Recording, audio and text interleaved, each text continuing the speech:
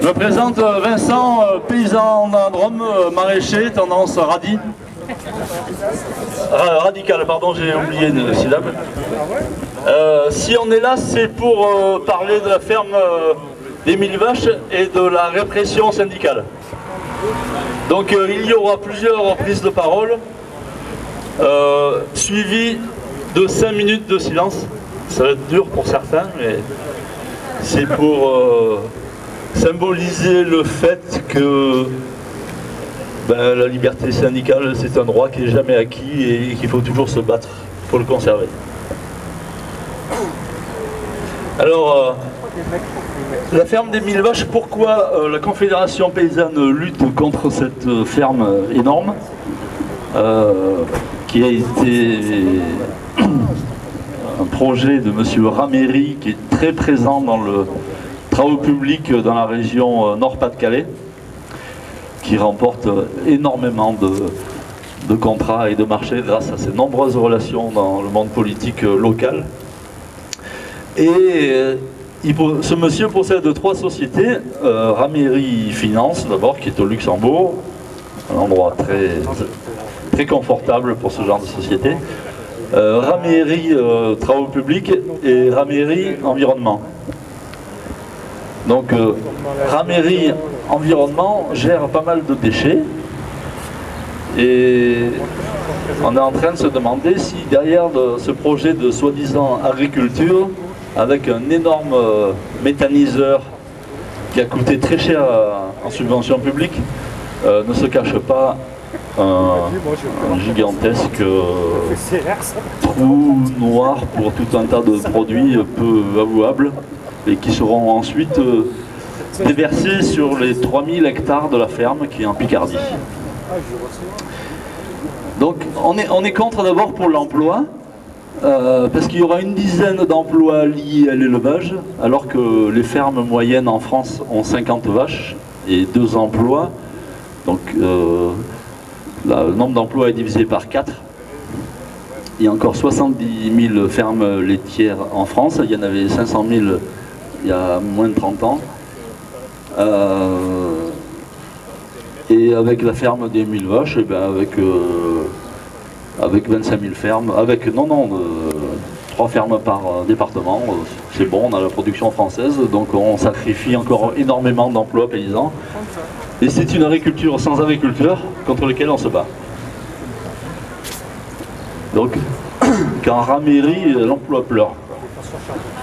Et concernant l'environnement, j'ai déjà rappelé, mais c'est une zone déjà assez polluée par les nitrates. Je crois que même pour l'alimentation en eau des vaches, il ne peut pas prendre là où il est obligé d'aller plus loin.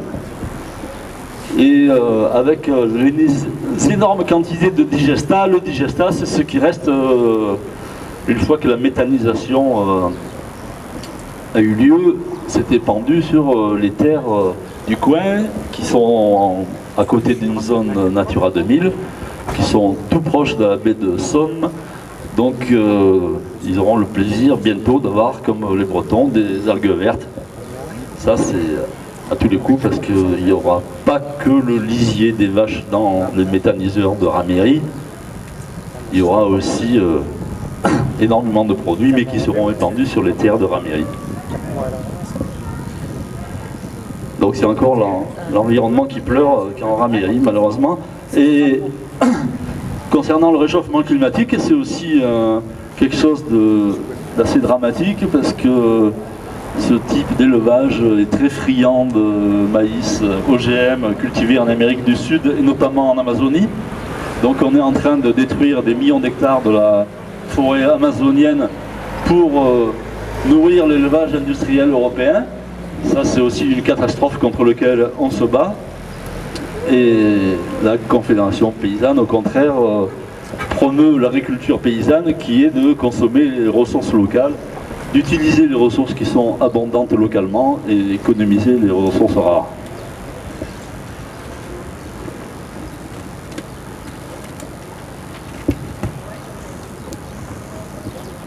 Donc les habitants localement se battent parce qu'ils auront un flot de camions très important.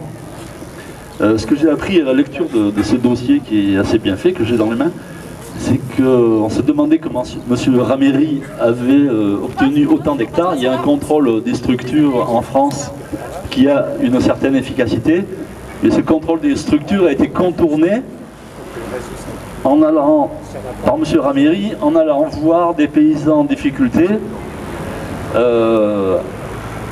avec lequel il a proposé une association sociétaire, en mettant un gros paquet d'argent sur la table. Donc on peut dire qu'il a sauvé des fermes entre guillemets, mais il a réussi à monter 13 sociétés agricoles pour ces 2000 et bientôt 3000 hectares de terre sur lesquels il va épandre le digestat de son méthaniseur.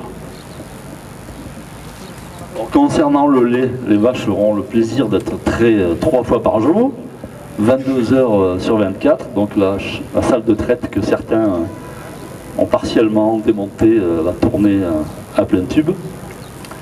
Les employés seront 3-8, tout le monde sera heureux dans ce genre d'exploitation, ça va sans dire. Et nous sommes inquiets aussi pour le prix du lait, parce que si ce genre d'exploitation se développe, vu que le lait est un sous-produit de la production de biogaz, il est capable de vendre du lait à 25 centimes ou 27 centimes le litre sans problème et concurrençant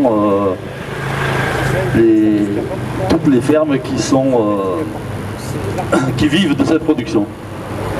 Donc le ministre dit oui, mais l'agriculture paysanne peut très bien subsister à côté de ces fermes industrielles, ces fermes exportatrices, ces fermes, comment on appelle ça, compétitives, voilà. Compétitivité, c'est un grand mot. Nous, on pense que la coexistence n'est pas possible, on pense que ce modèle industriel est prédateur des petites fermes. Voilà.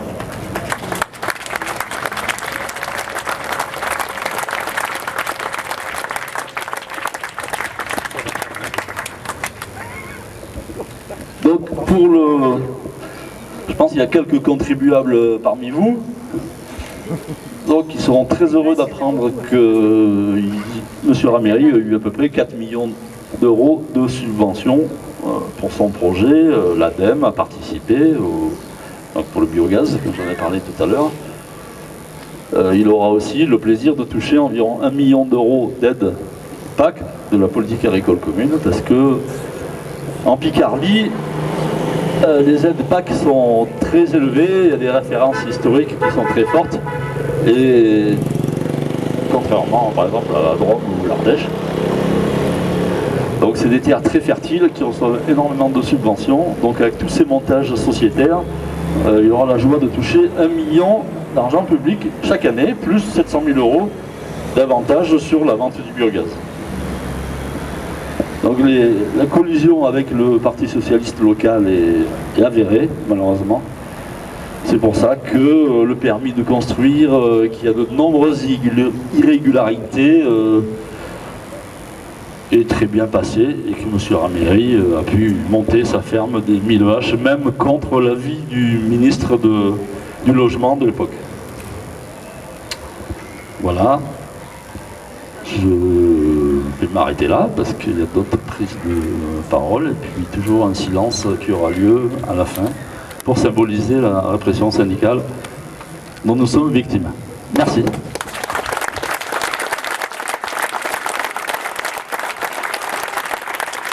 Moi, on m'a demandé de vous présenter les personnes pour lesquelles on est là aujourd'hui. Ils sont 6 paysans qui ont été convoqués aujourd'hui, donc plus 2 salariés de la Conf, qui sont Morgane et Pierre-Alain, et le président de Novicem. Donc je vais vous présenter les 6 paysans. Donc Dominique Henry, qui est du Jura, et donc qui a été convoqué pour dégradation en réunion lors de l'action du 28 mai, et refus de prélèvement d'ADN. Valentin Sic, qui est de la région PACA, dégradation en réunion le 28 mai. Olivier Lenné, qui est de la Somme, dégradation en réunion le 28 mai. Thierry Bonamour, de Savoie, dégradation en réunion le 28 mai et refus de prélèvement d'ADN. Emmanuel Haz, d'Aquitaine, refus de prélèvement d'ADN lors de sa garde à vue du 21 novembre. Laurent Pinatel, de la Loire, porte-parole de la Confédération Paysanne Nationale, refus de prélèvement d'ADN le 21 novembre, dégradation en réunion le 12 septembre, incitation à la dégradation en réunion le 12 septembre. Voilà, donc une petite pensée pour tous ces gens, parce que c'est des vraies personnes pour lesquelles on est là aujourd'hui. Voilà, merci pour eux. Dans la Loire. Donc moi je vais vous donner quelques nouvelles d'Amiens qu'on vient d'avoir là. Donc c'est des bonnes nouvelles. Donc la première, c'est que le procès est reporté au 28 septembre. Octobre, pardon. Ensuite, au niveau des chefs d'inculpation, il y a eu quelques modifications. Donc il y avait 3 chefs d'inculpation, interdit pour les 9, là, interdit de retourner dans la Somme, interdit de sortie du territoire et interdit de se rencontrer. Donc en fait, il reste un seul chef d'inculpation, c'est interdit d'aller dans la Somme.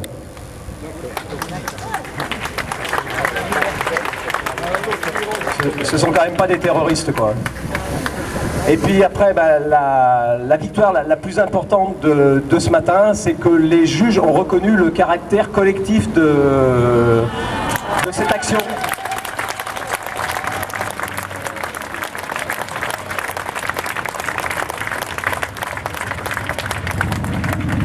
Individuel, mais au titre de la Confédération paysanne, quoi. Voilà. Donc maintenant, je vais vous lire un communiqué de presse qui a été édicté par l'association Citoyens Résistants d'hier et d'aujourd'hui. Alors je pense que, enfin pour ceux qui ne connaissent pas cette association, c'est une association qui est née des rassemblements citoyens de 2007 et 2008 en Savoie ou en Haute-Savoie. Donc suite à la hold-up qu'avait fait un président qui voulait nettoyer les banlieues au Karcher sur le plateau des Glières, quoi. Donc cette association, elle appelle les citoyens, les élus, les gouvernants à mettre en place les idées du Conseil national de la résistance, idées qui étaient basées sur la solidarité, l'entraide, etc., quoi. Et du Conseil national de la résistance, eh ben, sont sortis des trucs fondateurs de notre société, tels que la sécurité sociale, la retraite par répartition, et puis j'oublie certainement d'autres choses, la liberté de la presse, etc., quoi. Donc je vais vous lire le communiqué de presse qu'ils avaient sorti donc, suite à l'arrestation de Laurent Pinatel, quoi. Nous soutenons l'engagement et le courage de Laurent Pinatel et des 4 autres syndicalistes en garde à vue pour défendre une agriculture respectueuse de ses travailleurs, de ses bêtes et de la terre. Nous soutenons leur engagement pour dénoncer l'agriculture industrialisée et financiarisée qui ne pense qu'en termes d'objectifs de marché et de part de profit en se détournant de ses répercussions et responsabilités sociales et environnementales. Nous déplorons la violence physique des forces de l'ordre, violence qui illustre une réponse policière et judiciaire démesurée, et la volonté et l'énergie déployées pour réprimander et intimider l'action syndicale. Alors que des militants sont arrêtés pour avoir déboulonné une partie d'une ferme-usine, nous accusons nos représentants de détruire l'intérêt collectif. Ces arrestations sont le symbole du déboulonnage de l'intérêt public. Et nous déplorons que dans notre pays, des syndicalistes soient encore enfermés 70 ans après la libération. Donc Laurent Pinatel a été présent sur le plateau des Glières et a pu intervenir au forum qui s'intitulait « Pour aller vers de nouveaux jours heureux » et célébrer aussi le 70e anniversaire cette année du programme du Conseil national de la résistance. Merci. Aux représentants des cheminots et des intermittents, ils sont à l'ombre, c'est ça? Allez, d'expliquer un petit peu de leur lutte et en quoi on est solidaires. En quoi on a plein de choses qui se ressemblent. Alors, bonjour. Donc, on représente effectivement le collectif Unitaire 69. Alors, je voudrais juste amener une petite précision. Il ne s'agit pas des intermittents du spectacle, hein. Il s'agit bien du regroupement de tous les précaires, intérimaires, intermittents, chômeurs et précaires. Voilà. Donc les médias relaient les intermittents parce que parce qu'on est les plus structurés des précaires, mais c'est absolument la seule raison. Le combat est unitaire. Et nous luttons donc pour la préservation de la solidarité au sein de l'UNEDIC, qui, elle aussi, fait partie de l'héritage du Conseil national de la résistance en 1945, qui n'est pas une petite chose, qui est un point de départ pour nous.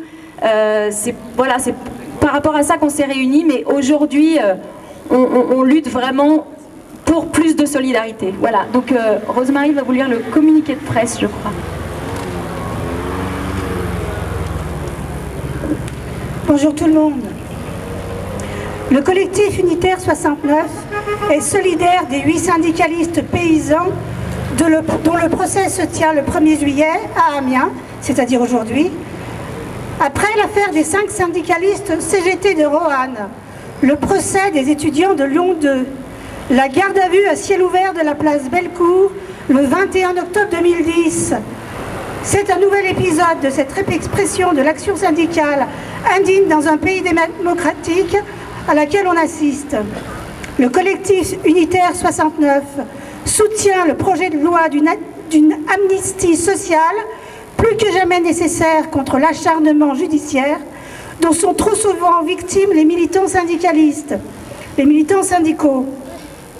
La répression des droits démocratiques à l'œuvre dans notre pays se traduit aussi dans la gouvernance sociale et dans le dévoiement du paritarisme. Ainsi, l'accord du 22 mars 2014 sur l'assurance chômage, auquel le gouvernement vient de donner agrément le 26 juin, bien loin des principes de démocratie participative prônés par le Parti socialiste, signé dans les locaux du MEDEF dans des conditions indignes. Pour la petite histoire, il y a eu 12 heures de négociations, soi-disant, qui étaient plutôt des tractations de couloir, et 20 minutes de négociation à la table de négociation. Donc cet accord va impacter négativement la vie de millions de précaires et de chômeurs. Paysans, intérimaires, intermittents, chômeurs, précaires, postiers, cheminots, solidarité.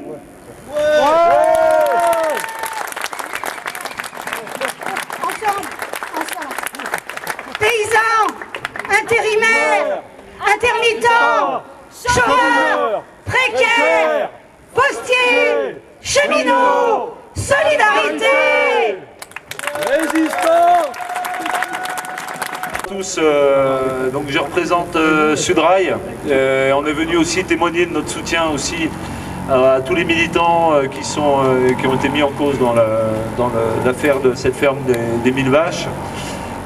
On sort d'une grève reconductible de 10 jours où on a eu aussi à souffrir et à subir la répression policière, notamment lors de la manifestation aux Invalides, lors du débat sur le projet de loi sur la réforme ferroviaire à l'Assemblée nationale.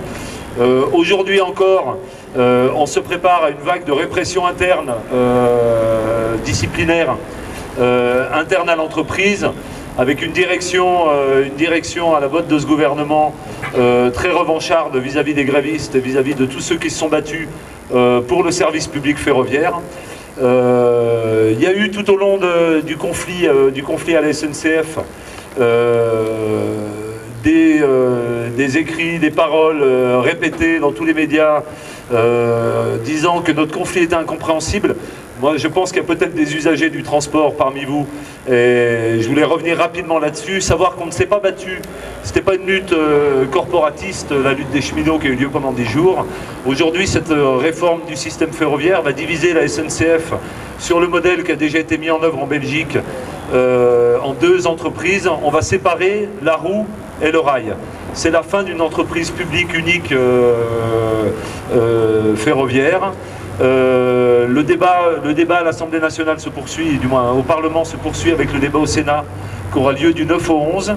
Il faut savoir aussi, pour comprendre pourquoi les cheminots ont suspendu le mouvement, c'est qu'il y a des enjeux. L'article 13 de la loi abroge aussi notre réglementation du travail qui date de la création de la SNCF, qui avait été revisitée depuis. Mais aujourd'hui, à partir de la fin de l'adoption du projet de loi, les cheminots repartiront avec une page blanche en termes de réglementation du travail.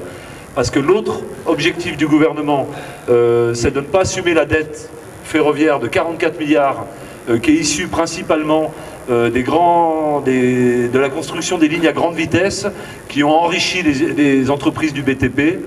Et cette dette, le projet du gouvernement, c'est donc de faire payer cette dette aux cheminots par la dégradation de leurs conditions de travail. Mais ça, c'est beaucoup moins dit à une époque où il fallait remonter les usagers et l'opinion publique contre les cheminots. L'objectif du gouvernement aussi, c'est de faire payer cette dette aux usagers du transport, et notamment les usagers du TER, par une augmentation du prix du billet. Voilà, donc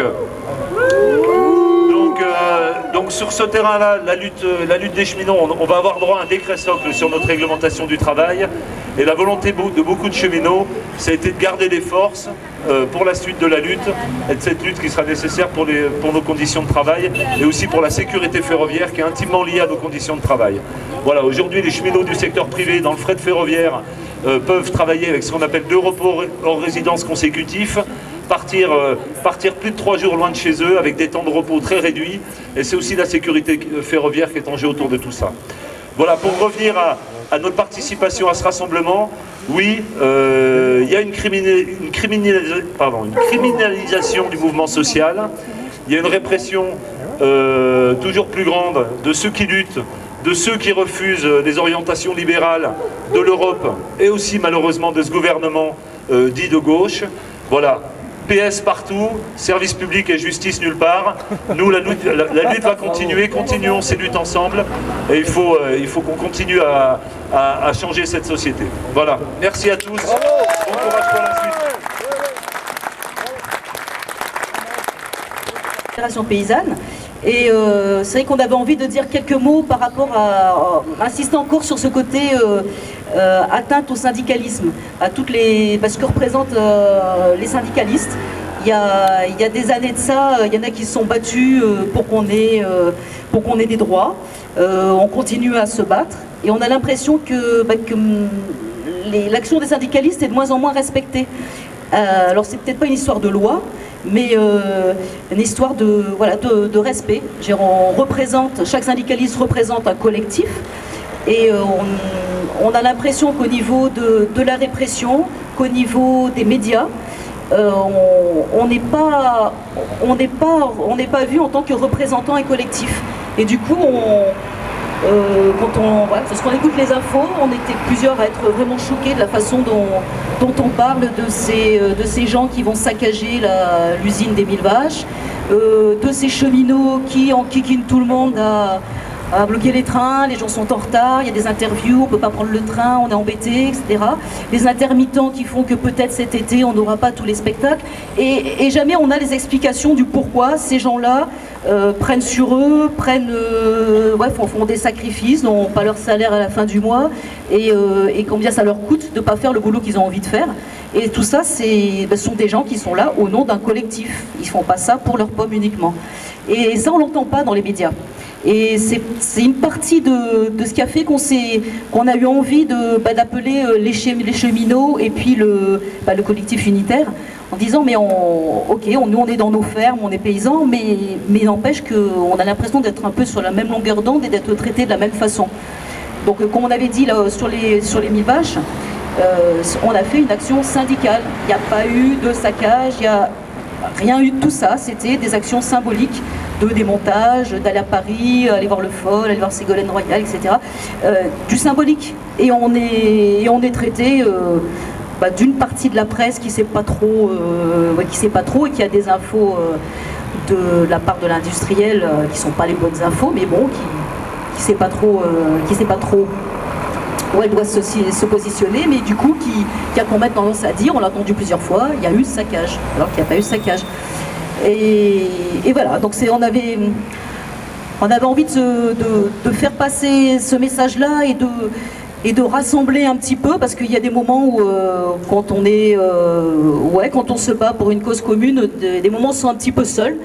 Et quand on écoute ce qui se passe, quelle répression on se prend sur la tête, là bon, le procès a été reporté, mais c'est vrai qu'il plane au-dessus de la tête des gardes à vue, plusieurs milliers d'euros d'amende, de la prison éventuelle. On ne sait pas bien. Notre porte-parole, qui est le porte-parole quand même, donc si on prend le syndicat majoritaire, qui est donc la FNSEA, donc il y a Xavier Belin, qui est donc le représentant, le porte-parole, l'équivalent de notre porte-parole, on n'imagine pas une seconde qu'il se soit fait terrasser, plaquer par terre par des agents de sécurité. Ce monsieur-là est régulièrement dans les bureaux des ministères et je pense qu'il ne viendrait pas à l'idée du moindre gendarme ou policier de s'attaquer, comment on dit, corporellement, physiquement, merci, physiquement à lui. Il a un autre statut parce que il est le syndicat dit majoritaire. Et donc on n'est pas traités tous de la même façon. Alors que pour chacun, je pense que chacun dans notre collectif, on a quand même la sensation de défendre les autres et il n'y a aucune raison qu'on soit pas respecté de cette façon-là. Donc il y a une espèce de truc qui s'en va, quoi. Et on se disait que ce serait bien de faire du bruit, d'essayer de donner conscience un peu aux citoyens. Il faut pas laisser partir, il faut rattraper. On a le droit de se révolter, on a le droit de le dire, on a le droit d'informer. Voilà. Bravo. Et Christine, un petit clin d'œil. Ce soir, je dois aller au Théâtre de la Ville pour un spectacle. Et ça risque d'être annulé par les intermittents, mais néanmoins je suis quand même solidaire. Pourtant ça fait 1 an que je l'attends celui-là. Alors par rapport à la Confédération paysanne, pourquoi ça ne nous plaît pas ce projet? C'est simple, il n'y a rien qui nous plaît là-dedans, tout. On rejette tout en bloc. Alors vous avez entendu l'intervention de Vincent, l'agriculture industrielle, l'attaque des terres nourricières, l'attaque du respect du travail, du respect des animaux, de l'environnement, de la qualité des produits, tout ça, ça a été dit, je ne vais pas y revenir. Mais ce que je voulais dire, c'est que moi je suis paysanne, là il y a plein de paysans. Qu'est-ce qu'on fait? Notre métier c'est de produire de la nourriture, pas de la merde qu'on épand dans des méthaniseurs. On est là pour produire de la nourriture, en plus de bonne qualité, pour respecter l'environnement et surtout respecter les citoyens et les animaux. Alors là-dedans, ce projet, c'est tout qu'on rejette, tout. Et il ne faut vraiment pas lâcher. Je ne sais pas si vous vous souvenez, il y a 12 ans, c'était le démontage du McDo. Ils n'ont rien lâché, ça a donné des luttes. On est venu à bout de pas mal de choses, hein, la vache folle et tout ça. Il y a eu pas mal de bruit. Et bien nous, c'est pareil, il ne faut pas qu'on lâche. Tous ensemble, il faut qu'on soutienne les copains et qu'on aille jusqu'au bout de la lutte, parce qu'il n'y a pas de raison, quoi. Si celle-là, si elle se fait, cette usine, c'est la porte ouverte à tout plein d'usines comme ça. En fait, ça fera très peu parce que ça remplacera des milliers d'agriculteurs et d'agricultrices. Alors il ne faut pas lâcher, voilà. Confédération paysanne de Rhône-Alpes, au nom de tous les paysans, les paysannes et les autres. Voilà, donc c'est essentiellement inspiré par André Bouchu, donc, qui est notre porte-parole régional et qui est parti sur Amiens aujourd'hui. Donc le droit de grève et de manifester ne sont pas négociables. Des cheminots qui font grève sont considérés comme des inconscients qui prennent les usagers en otage. Des paysans qui démontent à visage découvert quelques pièces d'une machine à traire qu'ils vont ensuite remettre au ministre sont traités de saccageurs qui portent atteinte à la propriété privée. Des intermittents du spectacle et des précaires qui dénoncent la précarisation de leur statut sont soupçonnés de porter une atteinte grave à l'économie. Depuis quelques années, toute action syndicale risque de conduire ces responsables en garde à vue, devant un tribunal ou un prélèvement d'ADN, comme des individus dangereux. Aujourd'hui, le repli sur soi, la mainmise de la finance sur l'économie, conduisent à la criminalisation de l'action syndicale. Le droit s'en va. Les grandes luttes du 19e siècle, qui après de nombreux sacrifices humains ont permis de gagner le droit d'association, le droit de manifester, le droit de grève, sont maintenant foulées aux pieds. Qui oserait remettre en cause la suppression des 80 heures hebdomadaires de travail? Qui oserait dénoncer les congés payés? Qui oserait dénoncer l'obligation du repos hebdomadaire? Qui oserait s'opposer à la liberté de créer une association? Qui... etc. On pourrait écrire des pages sur les avancées obtenues par ces militants, ces anonymes qui un jour ont refusé d'aller au travail et de recevoir leur paye pour défendre l'intérêt collectif, pour perturber l'ordre établi. Il est plus facile de critiquer bien assis dans son fauteuil que d'aller rencontrer ces syndicalistes et comprendre l'enjeu de leur lutte. Et André conclut, il n'est pas de Bastille qui soit imprenable avec la solidarité. Résister est un droit et un devoir, et soyons solidaires.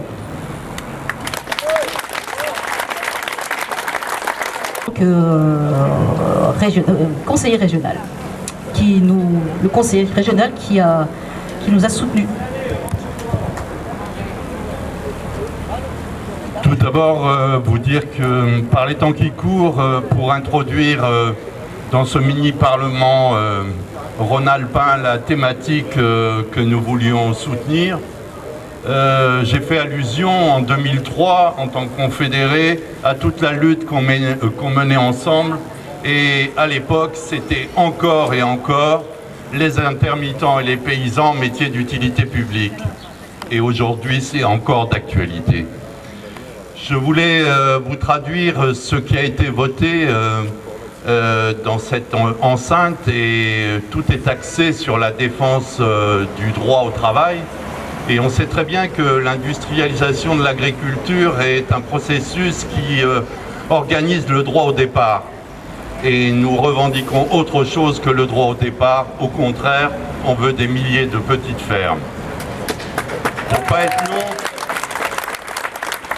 être long, je vous traduis simplement la partie qui est le support fondamental de ce souhait qui a été voté par l'ensemble des élus qui ont participé au vote, et vous dire que la droite a refusé de voter. La région demande donc au gouvernement de défendre les pratiques et modes de production agroécologiques tels que prévus dans le projet de loi pour l'avenir de l'agriculture, l'alimentation et la forêt, au sens de la triple performance économique, environnementale et sociale. En conséquence, de faire dès à présent le nécessaire pour stopper tout projet incompatible avec ces objectifs tels que le projet des 1000 vaches. De la même manière, de faire le nécessaire pour garantir le potentiel et le dynamisme de création d'emplois dans le secteur agricole, d'adapter le cadre juridique afin de prévenir le développement du concept de ferme-usine sur le territoire français, d'agir au niveau européen afin que cette interdiction soit appliquée à l'ensemble de l'Union européenne.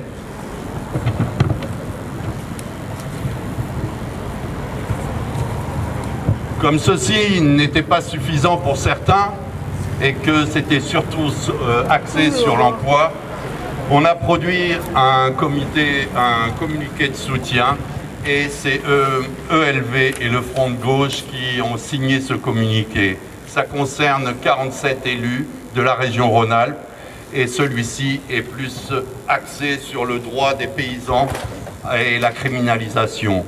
Je vous lis simplement un petit passage. Nous souhaitons aussi faire part au gouvernement de notre inquiétude sur le constat d'une forme de criminalisation des actions menées par les syndicats et associations. Des procédures juridiques sont enfin engagées alors même qu'ils agissent dans le cadre de leur mission de prévention et de lutte contre des dérives, abus et dangers, palliant et anticipant parfois l'action politique.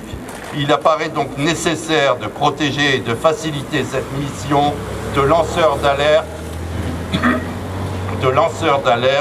via une loi décidée. Et pour en finir,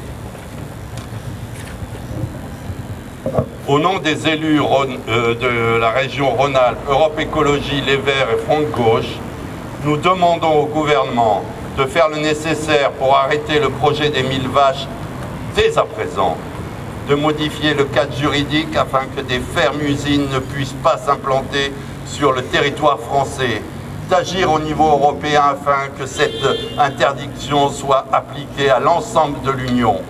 Nous demandons également aux parlementaires d'élaborer et voter le texte législatif qui favorise l'exercice d'action et de prévention des lanceurs d'alerte. Merci à vous.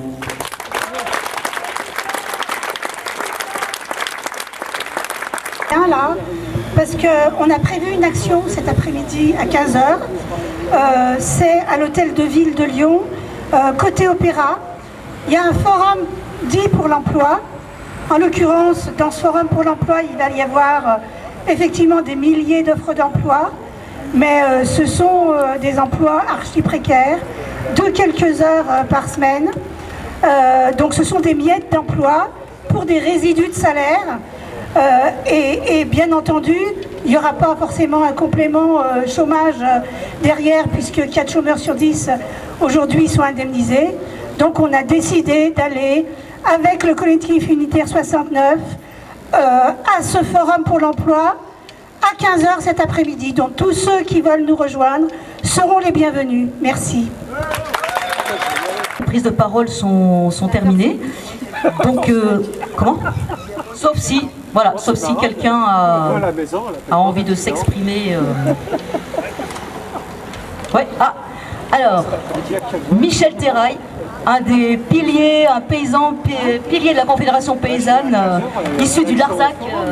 Voilà. Ouais, alors, Michel Terrail. Si je ne parlais pas, il y en a qui diraient que je suis malade. Alors, je suis jeune agriculteur dans la Drôme. Je me suis installé en 63. En 1963, oui, c'est ça. On était 3 millions de paysans. Vous voyez aujourd'hui le nombre qui reste. Après 50 ans de syndicaliste, je me demande ce que j'ai fait, quoi. Comme dit Bedos, il dit pareil, il dit, putain, avec tout ce que j'ai fait, c'est toujours pareil. Bon, là, on se plaisante, non, mais parce que pour moi, c'est très important d'installer des jeunes agriculteurs. D'ailleurs, c'est mon rôle aujourd'hui à la Confédération paysanne de la Drôme, de soutenir les installations, mais les installations de non-paysans. Comment on appelle ça, pas les retours à la terre, des gens qui ont... Pas des néos non plus, c'est des gens qui en ont marre de leur boulot, marre d'être commandés et tout, et des reconversions. Enfin, non, pas des reconversions, c'est des nouveaux, des retours à la terre, voilà. Pas des retours à la terre, non, c'est pas ça. C'est des vrais, quoi. Et je soutiens cela parce que les fils de paysans, dont je suis d'ailleurs, je ne peux plus les sentir parce qu'ils pensent qu'une chose, s'agrandir, toucher les primes PAC et bouffer le voisin. Et là, depuis 3 ans, j'ai soutenu 25 nouvelles installations dans le département. Des fois pas grand-chose, rien que les conseiller, leur dire comment il faut travailler. Parce que moi j'estime que pour être paysan, il faut être feignant. Parce que quand le paysan, les vrais avec leur tracteur, ils disent qu'ils travaillent 15 heures par jour, je leur dis vous êtes des gros feignants. Parce que eux sont des gros feignants. Parce qu'avec 100 hectares, avec les moyens qu'on a de tracteurs, ils font 500 heures par an. Et ils touchent 40 000 ou 50 000 euros de prime PAC. Et ces fils de paysans, je me bats contre eux, je ne peux pas les sentir parce qu'ils empêchent les installations. Quand je vois que j'ai un voisin, il n'a pas voulu lâcher 1 hectare pour une installation alors qu'il a 70 hectares et qu'il a 40 000 euros de primes par an. Et ça, c'est inadmissible. Et en plus, ce jeune, c'est mon neveu. Bon, j'ai installé quand même 3 ou 4 neveux. Quand même. Mon fils aussi. Ils sont mis 4 pour me remplacer sur la ferme. Bon, je plaisante. Non, mais c'est important ça. Parce que tout à l'heure, on disait, il y a la CDOA, la commission de structure. Et comment ça se fait qu'un type ait 3000 hectares? Et il y a un gars chez nous qui s'appelle Jacques Letard, que beaucoup connaissent. Il y a déjà 30 ans, il disait, la commission de structure préfectorale, c'est bizarre, c'est un filet qui arrête les petits poissons, mais pas les gros. Et je m'explique, mon fils est à la CDOA, l'autre jour, il y avait 200 hectares de terre qui n'étaient pas à vendre, qui se relouaient, c'est tout allé à l'agrandissement.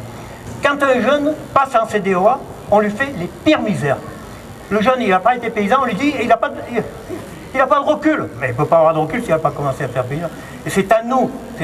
Et d'ailleurs, moi, je me bats, et j'espère qu'avant de mourir, j'arriverai à créer une association qui récupère les terres que les paysans, quand ils prennent la retraite, il y en a qui ne veulent pas que ça aille à l'agrandissement. Et c'est ces terres qu'ils gardent en propriété, eux, qu'il faudrait arriver à récupérer. Donc j'ai discuté avec la SAFER, j'ai discuté avec Terre de Liens, et j'arrive pas à le faire comprendre. En plus, ça ne coûterait rien, ça coûterait l'animation. Je m'explique, les paysans qui arrivent à la retraite, ils ne vendent pas en principe. Même leurs successeurs ne vendent pas. Mais quand ils prennent la retraite, qu'est-ce qui se passe? Ben, le voisin, qui a déjà 100 ou 200 hectares, il lui a moissonné gratuitement depuis 4 ans. Et pourquoi? Il est gentil, hein? Mais quand il arrive à la retraite, il dit, ben, je pique les terres. Alors c'est ça dans notre département, il faut y arriver ça. Il faut installer des gens qui sont issus de notre milieu. Parce qu'eux, ils seront de la vraie agriculture. Ils ne rentreront pas dans le business qu'on est rentrés tous, dont je fais partie. Et je crois que c'est là qu'il faut se battre.